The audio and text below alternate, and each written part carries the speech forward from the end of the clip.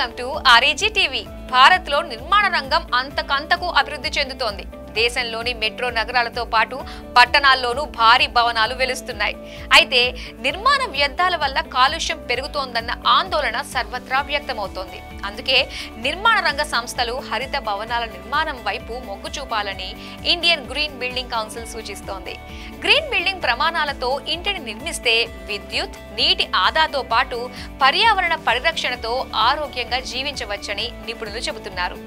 Concrete జంగిల్లా మారుతున్న ప్రపంచం, హరిత భవనాలపై పెరుగుతున్న అవగాహన, హైదరాబాద్లో గ్రీన్ బిల్డింగ్ ప్రమాణాలతో నిర్మాణాలు, హరిత భవనాల ద్వారా 40% కాలుష్య నివారణ, గ్రీన్ బిల్డింగ్స్తో 30 నుంచి 50% నీటి ఆదా, హరిత భవనాలతో 20 నుంచి 30% విద్యుత్ ఆదా.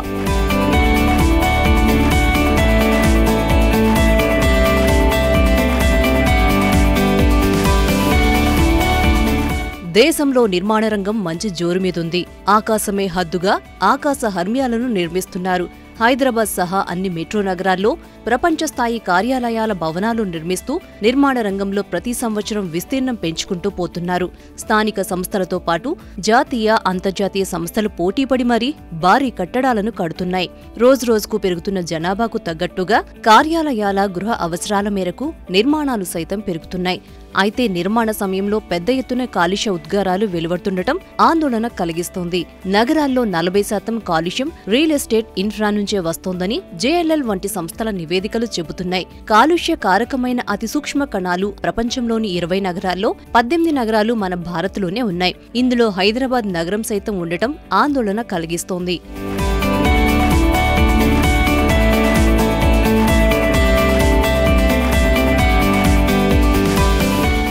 నిర్మాణ సమయంలో ఒక రకమైన కాలుష్యం వెదజల్లుతుంటే భవనం పూర్తయి వినియోగంలోకి వచ్చాక ఏసీలు, విద్యుత్ వాడకం పెరుగుదలతో మరో రకమైన కాలుష్య ఉద్గారాలు వెలువడుతున్నాయి.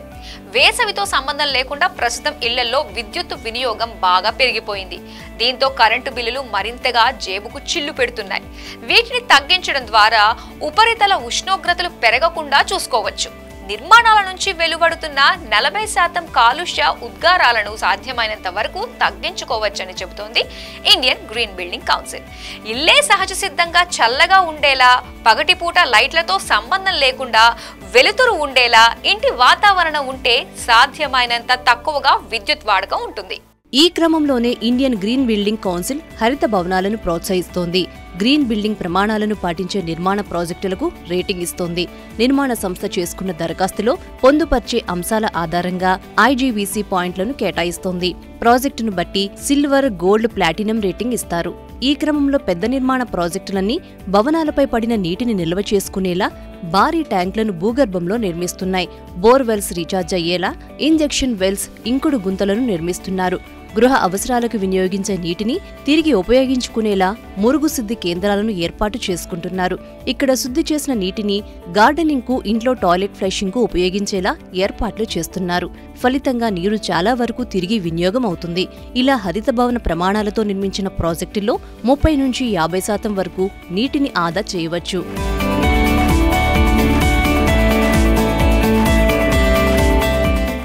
ఇదివరకు ఇళ్లలో విద్యుత్ వినియోగం తక్కువగా ఉండేది.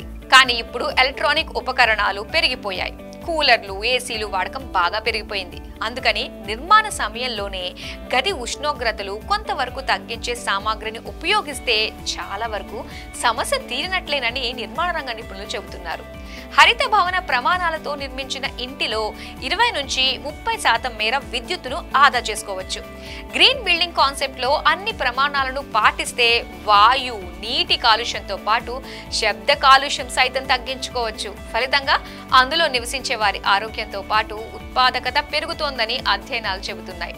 ప్రస్తుతం హైదరాబాద్ లో పలు ప్రభుత్వ, ప్రైవేట్ నిర్మాణ ప్రాజెక్టులు గ్రీన్ బిల్డింగ్ కాన్సెప్ట్ తో నిర్మాణాలు చేపట్టాయి.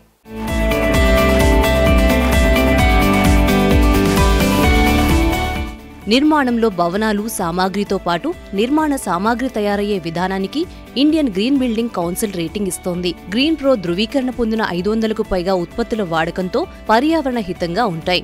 సోలార్ పవర్ ఏర్పాటుతో 100% కరెంట్ అవసరాలను తీర్చుకోగలిగితే నెట్ జీరో ఎనర్జీ అవుతుంది. ప్రస్తుతం తెలంగాణలో 35 కోట్ల చదరపడుగుల విస్తీర్ణంలో ఐజీబీసీ రేటింగ్ కోసం రిజిస్టర్ అయ్యాయి. ఇలాంటి ప్రాజెక్టులకు ప్రభుత్వాలు కొంతమేర రాయితీలిచ్చి ప్రోత్సహించాల్సిన అవసరముందని రియల్ రంగ సంస్థలు కోరుతున్నాయి.